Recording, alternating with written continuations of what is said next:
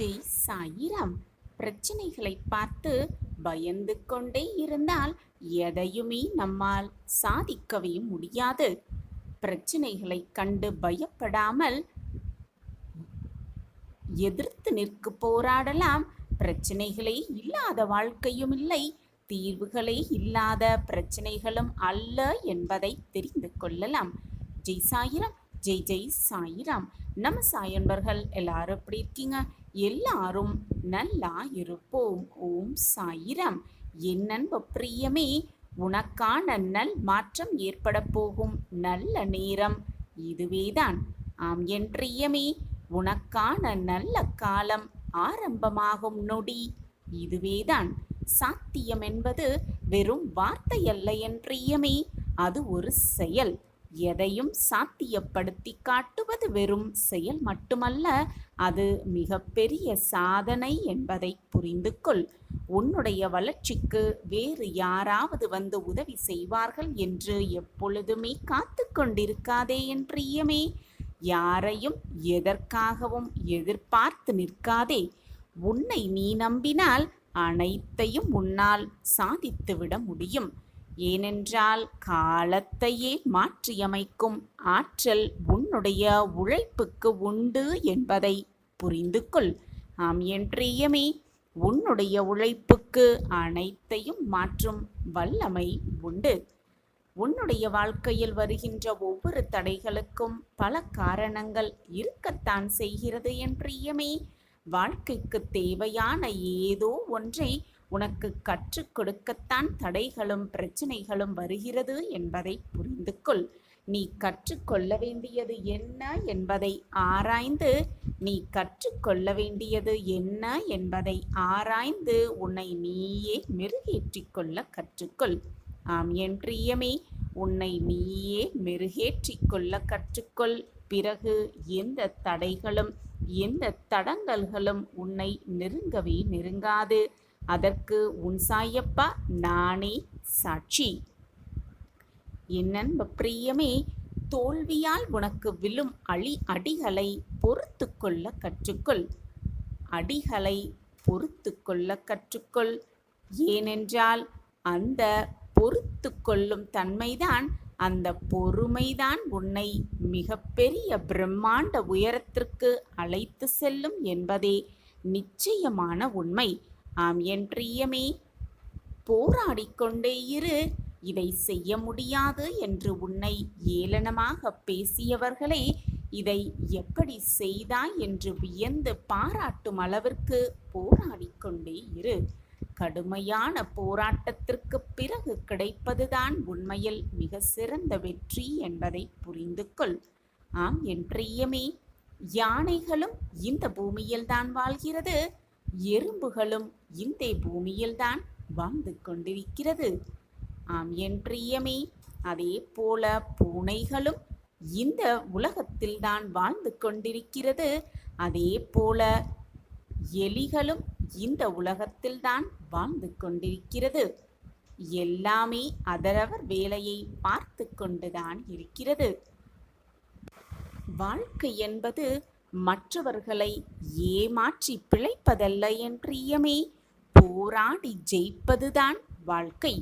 போராடி ஜெயிப்பது என்பதற்கான உதாரணம்தான் இது அனைத்துமே. ஆம் என் பிரியமே, வாழ்க்கையில் உனக்கு மட்டும்தான் போராட்டம் என்று நினைத்து விடாதே என் பிரியமே. போராட்டங்கள் எப்பொழுதெல்லாம் உனக்கு வருகிறதோ வரும் பொழுதெல்லாம் துவண்டு போவதும் சரியான விஷயம் அல்ல என்பதை புரிந்து கொள். எல்லோருமே போராடித்தான் வாழ்ந்து கொண்டிருக்கிறனர். இங்கு எல்லாருமே போராட்டத்தோடு தான் வாழ்ந்து கொண்டிருக்கின்றனர். எதையுமே துவங்குவதற்கு முன்பே தயக்கம் கொள்ளாதே என் பிரியமே. தயங்கிய பின்பு நடுங்காதே. ஆம் என் பிரியமே, தயக்கமே படாதே. உனக்கு வரும் வேதனைகளை கண்டு பயந்து போகாதே. சோதனைகள் வந்துவிடுமோ என்று துவண்டும் போகாதே.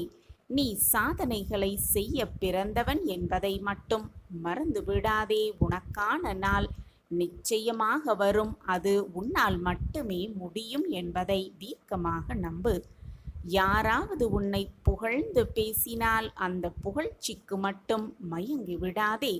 புகழ்ச்சிக்கு மயங்கி விடாதே. புகழ்ச்சிக்கு நீ மயங்கினால் வாழ்க்கையில் அடுத்த கட்டத்திற்கு உன்னால் உயரவே முடியாது என்பதுதான் நிச்சயமான உண்மை. யாராவது உன்னை இகழ்ந்து பேசினால் அதற்காக தளர்ந்து விடாதே என் பிரியமே. நீ சந்திக்கும் அவமானங்கள் தான் வாழ்க்கையில் அடுத்த கட்டத்திற்கு உயர்வதற்கான உந்துலாக இருக்கும் என்பதை புரிந்து கொள். பல அவமானங்களை கடக்கும் யார் ஒருவர் கடக்கிறார்களோ அவர்கள் மனதில் பதிந்து வைத்திருக்கும் ஒரே வாசகம் என்ன தெரியுமா? ஒரு நாள் உறுதியாக ஜெயிப்பேன் என்பதாகத்தான் அது இருக்க வேண்டும். ஆம் என் பிரியமே, உன்னுடைய மனதிலும் இந்த வாசகத்தை எழுதி வைத்துக்கொள். நிச்சயமாக ஜெயிக்கும் நாள் வெகு தொலைவில் இல்லை. அவமானங்களைக் கண்டு அப்படியே விழுந்துவிடக்கூடாது என் பிரியமே. எந்த முயற்சியையும் பாதியிலேயே கைவிட்டு விடாதே. எது ஒன்றிலும் ஆரம்பம் கொஞ்சம் கடினமாகத்தான் இருக்கும் ஆரம்பம்.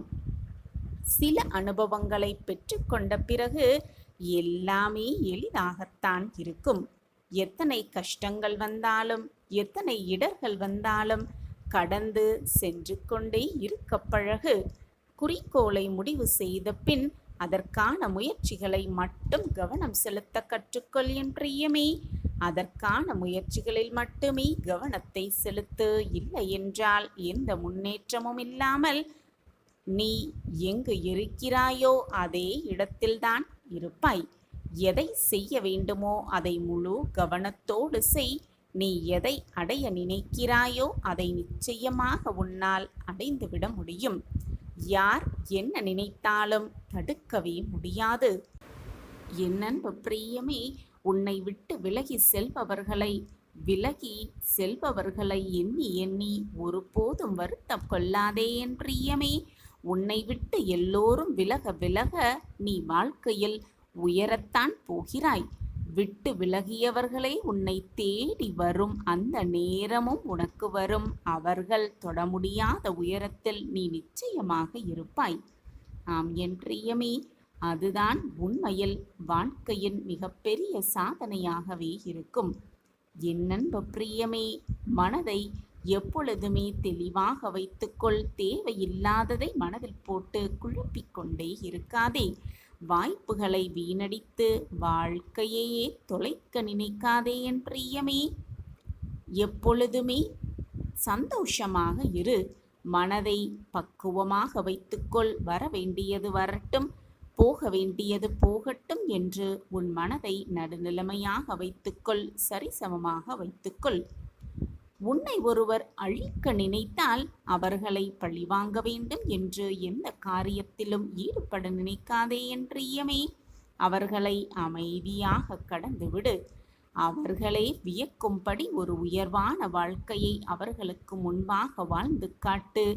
அதுதான் அவர்களுக்கான சிறந்த தக்க பதிலடியாக இருக்கும். யார் உன்னை குறை சொன்னாலும் அவர்களோடு சண்டை போடாமல் அவர்களுக்கு எப்பொழுதுமே நன்றியை சொல்லிக்கொண்டே இரு. ஏனென்றால் உன் மீது கவனம் வைத்து உன்னுடைய குறைகளை கண்டுபிடித்ததற்கு நன்றி கூட சொல்லவில்லை என்றால் அது மிகப்பெரிய நன்றி கெட்ட செயலாகிவிடும் என் பிரியமே. எனவே நன்றியை சொல்லிக்கொண்டே இரு. தோல்வியை சந்திக்காமல் வெற்றியடைய முடியாது என்பதை முதலில் புரிந்து கொள் என் பிரியமே. வாய்ப்புகள் வரும் பொழுது அதை சரியாக பயன்படுத்த கற்றுக்கொள். வாய்ப்புகளை வீணடித்து வாழ்வையே வீணடித்து விடாதே. பெருமையாக வாழ்ந்து காட்டு, அதில் தவறே கிடையாது. ஆனால் மற்றவர்களுக்கு முன் பெருமைக்காக வாழ்ந்து காட்ட நினைக்காதே. அப்படி ஒரு வாழ்க்கையை நீ வாழ நினைத்தால் உனக்கு ஏமாற்றம்தான் மிஞ்சும் என் பிரியமே. உன்னுடைய வாழ்வு நன்றாக அமைவதற்கு எந்த அதிசயங்களும் நடக்க வேண்டிய அவசியமே இல்லை. நீ எடுக்கின்ற முடிவுகள் சரியானதாக இருந்தால் மட்டும் போதும் என் பிரியமே. எந்த முடிவுகளையும் எடுக்கும் பொழுது எப்பொழுதுமே தெளிவாக இருக்க கற்றுக்கொள். எதற்குமே அவசரப்படாதே. நேரம் வரும் பொழுது நீ எதிர்பார்ப்பது தானாகவே உனக்கு நடக்கும். தானாகவே எல்லாம் நடக்கும். அதுவரை அமைதியாக இல்லாமல் உன்னுடைய முயற்சியை கொடுத்து கொண்டே இரு. ஆக வேண்டியதை நான் பார்த்து கொள்கிறேன். முயற்சி இல்லை என்றால் வாழ்க்கையே இல்லை என் பிரியமே. தவறுகள் தோல்விகள் என்று இங்கு எதுவுமே கிடையாது. எதுவுமே கிடையாது. எல்லாமே வெற்றியடைவதற்கான பாடங்கள்தான் என்பதை புரிந்து கொள். எதிர்காலத்தை பற்றி கவலையே படாதே என் பிரியமே. எவ்வளவு கவலைப்பட்டாலும் நடப்பது தானாக நடந்து கொண்டேதான் இருக்கும். எதையுமே உன்னால் தடுத்து நிறுத்தி வைக்கவே முடியாது. நீ முயற்சிகளில் சரியாக இருக்கும் வரை உன்னுடைய எதிர்காலம் நீ நினைப்பதை விட மகிழ்ச்சியானதாகவும் நிம்மதியாகவும் இருக்கும். எனவே நினைத்ததை அடையும் வரை முயன்று கொண்டே இரு. உனக்காக பக்கபலமாக உன்னப்பா நான் உன்னோடு இருக்கிறேன் என்பதை மட்டும் மறந்துவிடா. காத்திருந்து காத்திருந்து நீ என்னிடம் கேட்டது எதுவுமே இது நாள் வரை நடக்கவில்லை. இப்படியே நாட்கள் நகர்ந்து கொண்டே இருந்தால் அனைத்துமே முடிந்துவிடும், வாழ்க்கையே வீணாகிவிடும் என்று பதறி துடித்து கொண்டிருக்கிறாய். குழந்தையே, இப்பொழுதாவது அப்பா சொல்வதை கேட்பாயா? இப்பொழுது நடக்கும் உன் வாழ்க்கையில் நடக்கும் சூழ்நிலைகள் உன் வாழ்வின் முடிவிற்காக அல்ல, உனக்கான நல்ல வாழ்விற்கான தொடக்கமே என்பதை மனதார நம்பு. உன் விதியை 100% நிச்சயமாக உன் சாயிநாதா மாற்றுவேன். கண்மணியே, நீ உன் வாழ்க்கையின் அடுத்த கட்டத்திற்கு நகரப் போகிறாய். முதல் அடியை எடுத்து வைக்கப் போகிறாய். அதற்கான முதல் அடிதான் உன் வாழ்வில் ஏற்பட்ட இத்தனை பிரச்சனைகளுக்குமான தொடக்கம். சாயிநாதரே, இப்பொழுது என் வாழ்க்கை எந்த நிலைமையில் போய்கொண்டிருக்கிறது என்பது எல்லாமே உங்களுக்கு தெரியும். அப்படி இருக்கையில் என் வாழ்க்கை அடுத்த கட்டத்திற்கு நகரப் போகிறது, அடுத்த அடி எடுத்து வைக்கப் போகிறேன் என்று நீ சொல்கிறீர்களே, எப்படி இது சாத்தியம் என்பதை என்னிடம் புரியாமல் கேட்டுக்கொண்டிருக்கிறாய். கண்மணியே, உன் வாழ்க்கையில் என்ன நடந்தது, என்ன நடந்து கொண்டிருக்கிறது, இனி உன் வாழ்வில் என்னெல்லாம் மாற்றங்கள் நிகழும் என்பதை உன் சாயப்பா முடிவெடுத்து விட்டேன்.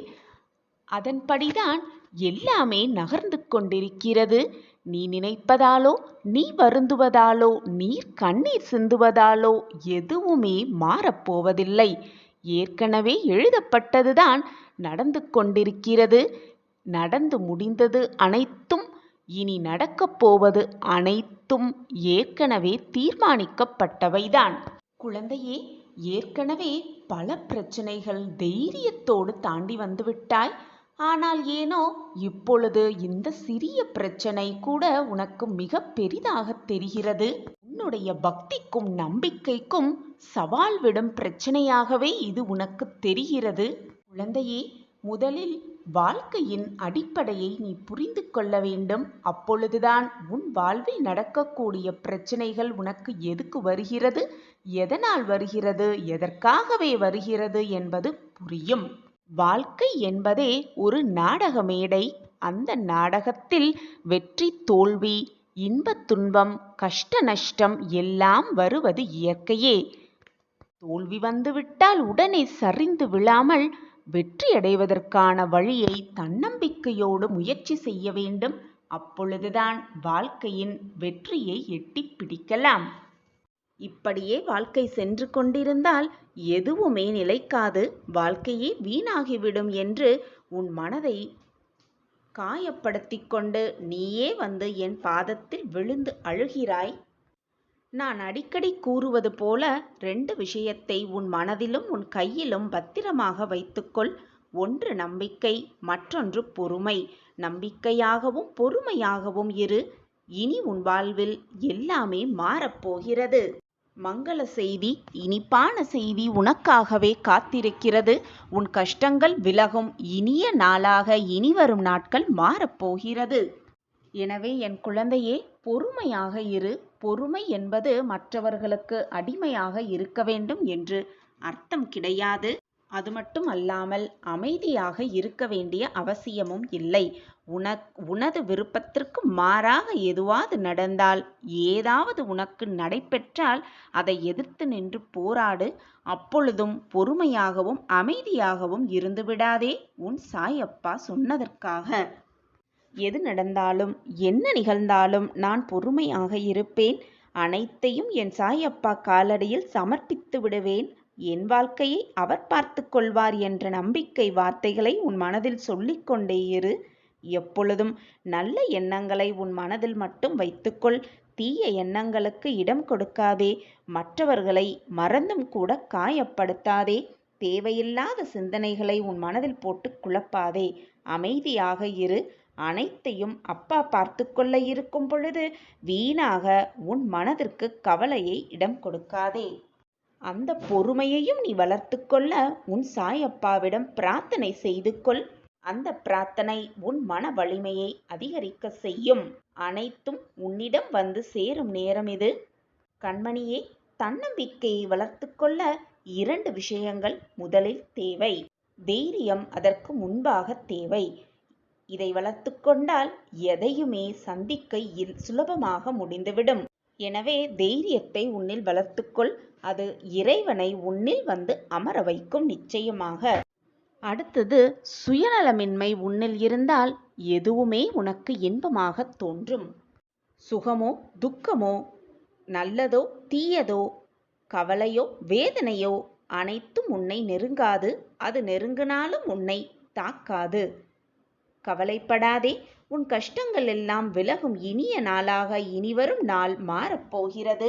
மிகப்பெரிய முக்கியமான செய்தி, ஆனந்தமான செய்தி, மகிழ்ச்சியான செய்தி உனக்காகவே காத்திருக்கிறது. நான் உன் கர்ம வினைகளையெல்லாம் விலக்கி அதற்கு ஒரு முற்றுப்புள்ளி வைத்துவிட்டேன். நீ பட்ட துன்பங்கள் எல்லாம் போதும் என் தங்கமே. இனி உன் வாழ்வில் வசந்த காலம் ஆரம்பம். ஈப்படாதே குழந்தையே, உனக்கான மங்கள வாழ்க்கையை நான் உனக்கு தருவேன். மிகப்பெரிய உதவி ஒன்று உன் வீடு தேடி வந்து கொண்டே இருக்கிறது.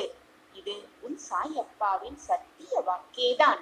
நீண்ட நாட்களுக்கு சுகமாக வாழப் போகிறாய் என் குழந்தையே. கவலைப்படாமல் இரு. நிச்சயமாக நீ புண்ணியம் பெற்ற பாக்கியம் பெற்ற என் அதிர்ஷ்டசாலி குழந்தை. கயிறு கட்டி பறவையை இழுப்பது போல உன்னை என் பக்கம் இழுத்து வைத்துள்ளேன். இனி உன் வாழ்வில் எல்லாம் சந்தோஷமாக சூழ்நிலையாக மாறும் நேரம் எல்லாம் கூடி வந்திருக்கிறது. அந்த நேரத்தில் இப்படி கவலைப்பட்டு கொண்டே உட்கார்ந்திருக்காமல் சந்தோஷ செய்தியை கேட்டு மிக ஆனந்தமாக இரு. மிகப்பெரிய உதவி உன் வீடு தேடி வந்து கொண்டே இருக்கிறது. நானும் உன் சாயப்பாவும் உன் இல்லம் தேடி வந்து கொண்டே இருக்கிறேன். இதுவரை நீ பட்டதெல்லாம் போதும், கெட்டதெல்லாம் போதும். முடிந்தது முடிந்தவையாகவே இருக்கட்டும். இனி வரப்போவதை நினைத்து பயப்படாமல் இப்பொழுது இந்த நொடி உனக்கான மகிழ்ச்சி எங்கு இருக்கிறதோ அதை சந்தோஷமாக அனுபவி. உனக்கு என்று எழுதப்பட்டது நிச்சயமாக உன் கைகளில் கொண்டு வந்து சேர்க்கும் வேலையை நான் பார்க்கும் பொழுது நீ எதை தேடி அலைந்து கொண்டே இருக்கிறாய்? இதை முழுவதுமாக கண்களை மூடிக்கொண்டு கேள். இதை கேட்கும் பொழுதே உன் உடம்பு மெய் சிலிர்க்கிறதா என்று பார். அப்படி நடந்தால் நீ விரும்பியது அனைத்து உனக்கு கிடைக்கப் போகிறது என்றுதான் அர்த்தம். இனி நடக்கப் போவதை பார்த்து நீ வியக்கத்தான் போகிறாய். எப்பொழுதுமே உன் சாயப்பா உனக்காகவே வேலை செய்து கொண்டிருப்பேன். நீ வேண்டியது அனைத்தையும் தருவேன், தந்தே தீருவேன். ஒரு முறை புராணங்களிலும் சாஸ்திரங்களிலும் தேர்ச்சி பெற்றிருந்த 4 பேர் பிரம்ம ஞானத்தை அடைவதற்காக காட்டு வழியில் சென்று கொண்டிருந்தனர். அவர்களில் 3 பிரம்மத்தை அடைவதற்கான வழிகளை குறித்து வெவ்வேறு விதமாக கருத்துக்களை கொண்டிருந்தனர். 4ஆமவரோ நம்மளுடைய அனைத்தையும் பரிபூரணமாக குருவின் திருவடிகளில் அர்ப்பணித்துவிட்டு அவரை சரணடைந்து ஒன்றே பிரம்மத்தை அடைவதற்கான சரியான உபயமாகும் என்றாராம். அனைத்தையும் குருவின் திருவடிகளில் அர்ப்பணித்துவிட்டு அவரை சரணடைவது ஒன்றே பிரம்மத்தை அடைவதற்கான சரியான உபாயமாகும் என்று சொன்னாராம். இந்த 4வது நபராக பாபா குறிப்பிட்டது தம்மைதான். இப்படியாக அவர்கள் பேசிக்கொண்டு காட்டுப்பாதையில் போய்க் கொண்டிருந்த பொழுது எதிரில் ஒரு காட்டுவாசி ஒருவன் அவர்களிடம், நீங்கள் யார்? இந்த காட்டுக்குள் ஏன் போகிறீர்கள் என்று கேட்டானாம். அதற்கு அவர்கள், தாங்கள் பிரம்ம ஞானத்தை கண்டு அறிவதற்காக செல்லுவதாக சொன்னார்களாம். பிரம்ம ஞானத்தை பற்றி காட்டுவாசிக்கு என்ன தெரியும்? எனவே அவன், உங்களை பார்த்தால் பசியால் களைத்து போனவர்களாக தெரிகிறது. என்னிடம் இருக்கும் உணவையும் தண்ணீரையும் தருகிறேன், சாப்பிட்டு விட்டு செல்லுங்கள், அப்போதுதான் உங்கள் களைப்பு தீரும். அடர்ந்த இந்த காட்டுக்குள் சென்று விட்டால் சென்ற வழியில் திரும்புவதற்கான தெளிவும் கிடைக்கும் என்று காட்டுவாசி சொன்னானாம். ஆனால் அவனை தாழ்த்தப்பட்ட இனத்தை சேர்ந்தவனாக நினைத்து அவன் தரும் உணவை ஏற்றுக்கொள்வதா என்று எண்ணி அவர்கள் மறுத்தும் விட்டனர். அடர்ந்து அந்த காட்டுக்குள் அலைந்து திரிந்து சோர்ந்து போன அந்த 4 பேர் எப்படியோ கஷ்டப்பட்டு வந்த வழியை தெரிந்து கொண்டு திரும்பினராம். வழியில் அதே காட்டுவாசி எதிர்பட்டானாம். நான் சொன்னதை நீங்கள் கேட்கவில்லை, அதனால்தான் உங்களுக்கு இந்த கஷ்டம். நீங்கள் செல்லும் வழியில் யாரேனும் எதிரில் வந்து உங்களுக்கு உணவும் தண்ணீரும் கொடுத்தால் இறைவனே அதை அனுப்பியதாக அர்த்தம். அதை உதாசீனப்படுத்திவிட்டு சென்றால் போகும் காரியம் நிறைவேறாது என்று கூறினானாம் காட்டுவாசி. அவன் மீண்டும் அவ்வளவு வற்புறுத்தி சொல்லியும் அதை ஏற்றுக்கொள்ளாமல் முதல் 3 பேர் தங்கள் போக்கிலேயே போய்விட்டனர். ஆனால் 4ஆமவரான பாபாவோ சாயிநாதரோ அந்த மனிதனின் பேச்சில் இருந்த உண்மையை புரிந்து கொண்டவராக அவன் அன்புடன் கொடுத்த உணவையும் தண்ணீரையும் ஏற்றுக்கொண்டு அவனுக்கு தன் நன்றிகளை தெரிவித்துவிட்டு பிரம்ம ஞானத்தை தேடி தமது பயணத்தை தொடர்ந்தனர். சற்றைக்கெல்லாம் ஒரு குருநாதர் பாபாவின் எதிரில் வந்தார். சாயிநாதரோ அவரிடம், தாங்கள் எனக்கு பிரம்ம ஞானத்தை காட்டி அருள வேண்டும் என்று வினயத்துடன் கேட்டுக்கொண்டார். அதற்கு அந்த குருநாதர் ஒன்றுமே பேசவில்லை. அப்பாவின் கால்களை நீண்ட கயிற்றின் ஒரு முனையில் கட்டிவிட்டு பாபாவை அங்கிருந்த ஒரு கிணற்றில் தலை கீழாக தொங்கவிட்டாராம். கயிற்றின் மறுமுனையை கிணற்றின் அருகில் இருந்த மரத்தில் கட்டிவிட்டார். பிறகு தன் போக்கில் சென்றும் விட்டார். கிணற்று நீருக்கும் பாபாவின் தலைக்கும் இடையில் சில அடிகளே இடைவெளி இருந்தன. சுமார் 5 மணி நேரம் பாபா அப்படியே தொங்கிக் கொண்டு இருந்தாராம். பிறகு அங்கே வந்த குருநாதர் பாபாவிடம், நீ இப்போது எப்படி இருக்கிறாய் என்று கேட்டதற்கு, நான் பேரானந்த நிலையில் திளைத்து இருக்கிறேன் என்றார் பாபா. உடனே அந்த குரு பாபாவை தம்முடைய சீடராக ஏற்றும் கொண்டாராம். குருவின் அருகில் தாம் இருந்த காலத்தை பற்றி கூறுகையில் தாம் மிகுந்த பரமானந்தத்துடன் இருந்ததாக குறிப்பிட்டிருக்கிறார் பாபா. அவர் சொன்ன இந்த கதையை ஓர் உருவக கதை என்றே கொள்ளலாம். தாமே சத்குருவாக தோன்றிய ஸ்ரீ சாயிநாதருக்கு குருநாதர் ஏது? குருநாதரின் அருமையும் அவசியமும் பற்றி, குருவின் ஆணையை ஒரு சீடன் எந்த அளவுக்கு கடைபிடிக்க வேண்டும் என்பது பற்றியும் பாமரர்களாகிய நாமும் தெரிந்து கொள்ள வேண்டும் என்பதற்காகவே சாயிநாதர் இப்படி ஒரு உருவக கதையை கூறியிருப்பதாக கொள்ளலாம். பிரம்ம ஞானமும் பேரானந்தமுமே வடிவமான ஸ்ரீ சாயிநாதர் தம்மை முழுதும் நம்பி சரணடைந்த பக்தர்களின் குறைகளை எல்லாம் இல்லாமல் செய்து விடுவார். அவர்களை ஆனந்தத்தில் திளைக்க செய்தார். இப்படியாக ஆனந்தமாகவும் இருந்தார் சாயிநாதர். ஆனந்தத்தை வழங்குபவராகவும் இருந்தார் நம்மளுடைய சச்சிதானந்த ஸ்வரூபர். தம்மிடம் பூரண நம்பிக்கையுடனும் பக்தி செலுத்துபவர்களையும் எப்படிப்பட்ட ஆபத்திலிருந்தும் காப்பாற்றுவார் சாயிநாதர். உயிருக்கு ஆபத்தான நிலையில் இருப்பவர்களை மட்டுமல்ல, இறந்து விட்டவர்களையும் கூட அவர் உயிர்த்து எழ செய்திருக்கிறார். இப்படி பல அற்புதங்களை நிகழ்த்தும் நம் சாயிநாதர் நம் வாழ்விலும் அற்புதத்தையும் அதிசயத்தையும் நிகழ்த்துவார் என்ற நம்பிக்கையோடு இருக்கலாம்.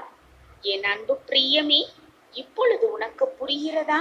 நான் இருக்கிறேன், உனக்கு வேண்டியதை அனைத்தையும் செய்வேன், இனி உன் வாழ்வில் கஷ்டம் என்பதே இருக்காது என்று இப்பொழுது உன் மனதால் ஏற்றுக்கொள்ள முடிகிறதா? அப்படி இருந்தால் தைரியமாக இரு.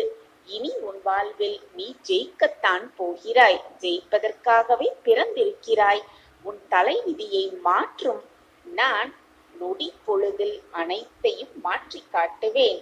கண்ணிமைக்கும் நேரத்தில் காட்சியும் தருவேன். உன் வாழ்க்கை என்னும் விதியை மாற்றியும் காட்டுவேன் உன் சாயின். உன்னுடைய அன்பு என்பது யதார்த்தமாக மனதிலிருந்து வேறு எந்தவித எதிர்பார்ப்பும் இல்லாத ஆத்மார்த்தமான அன்பு. உன்னுடைய எண்ணம் எனக்கு நன்றாகவே தெரியும். உன்னுடைய நல்ல மனம் எனக்கு தெள்ளத் தெரியும்.